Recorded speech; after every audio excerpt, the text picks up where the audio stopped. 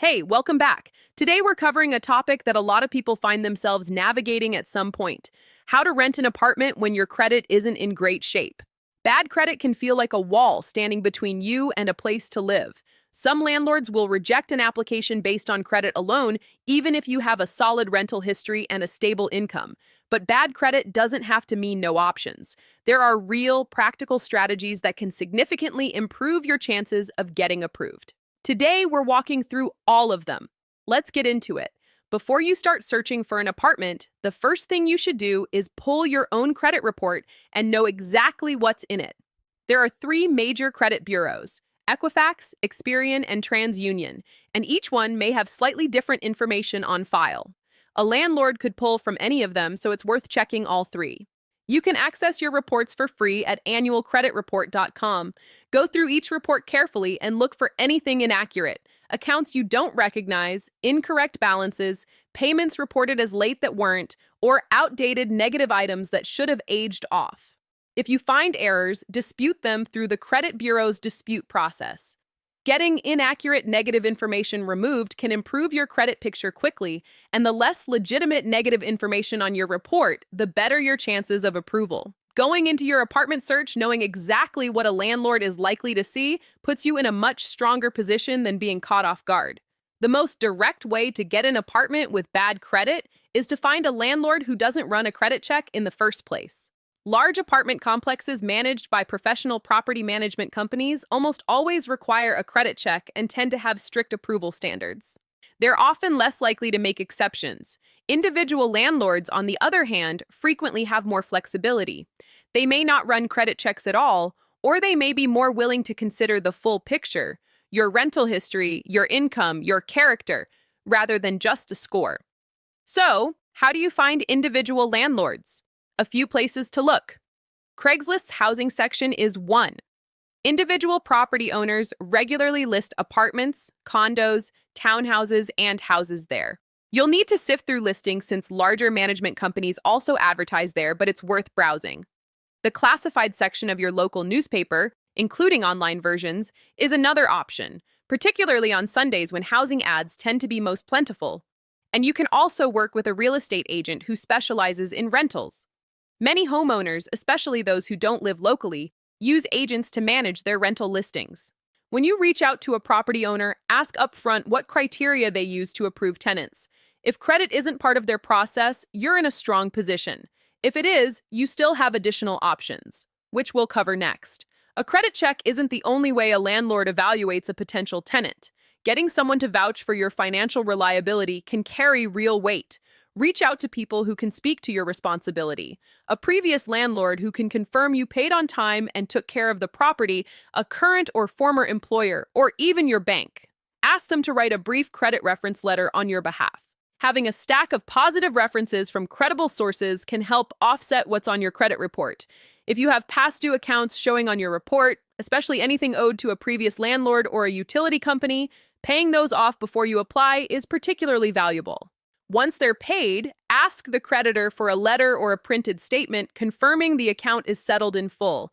Showing a landlord that you've taken responsibility and resolved outstanding debts demonstrates the kind of accountability they're looking for.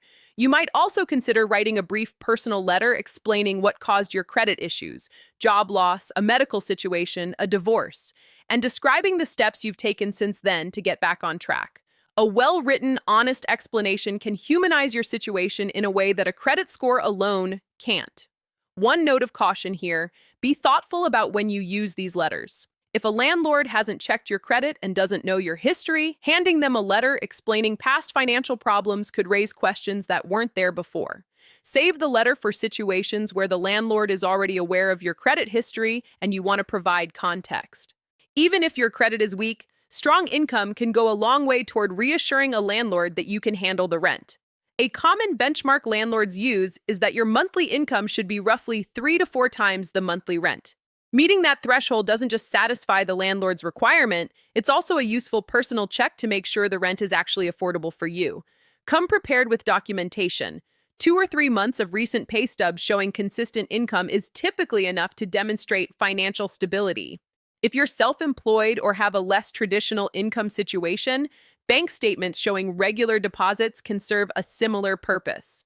When a landlord can see that your income is solid and stable, it can offset some of the concern that comes with a weaker credit profile. Regardless of how you approach the credit situation, be prepared to pay more money upfront than you might if your credit were stronger. Landlords who are willing to take on a tenant with bad credit are taking on additional risk. To offset that risk, they often require a larger security deposit, sometimes equal to 2 or 3 months of rent, in addition to the first month's rent. In some cases, paying several months up front is the deciding factor that gets an application approved. If you anticipate needing to move in the near future and your credit isn't where you'd like it to be, start setting money aside now specifically for these upfront costs. The more flexibility you have at move-in, the more options you'll have. If you've exhausted other options and still can't get approved on your own, a cosigner may be your path forward, though it's worth treating this as a last resort. A cosigner is someone who signs the lease alongside you and takes on legal responsibility for it. They'll need strong credit to satisfy the landlord's requirements. And here's the critical thing to understand.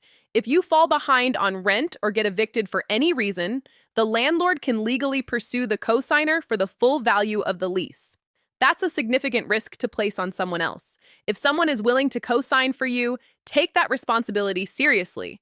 Be even more careful with a co-signed lease than you would be with your own. The person doing you this favor is putting their financial standing on the line for you. Let's bring it all together. If you have bad credit and need to rent an apartment, start by pulling your credit reports from all 3 bureaus and disputing any errors you find. Search for individual landlords rather than large management companies, as they tend to have more flexibility. Gather reference letters from previous landlords, employers, or your bank to demonstrate your reliability. Pay off any outstanding debts, especially to previous landlords or utility companies, and document that they've been resolved. Lead with your income and bring documentation to back it up. Be prepared to pay a larger security deposit or multiple months up front. And if necessary, consider asking a trusted person with strong credit to co-sign, understanding the responsibility that comes with that arrangement. Bad credit is not a permanent barrier. It's a current condition, and with the right approach, it doesn't have to keep you from finding a good place to live. If this video was helpful, please give it a like and subscribe for more practical content on navigating financial challenges. Drop any questions in the comments. I'd love to help. Thanks for watching. I'll see you in the next one.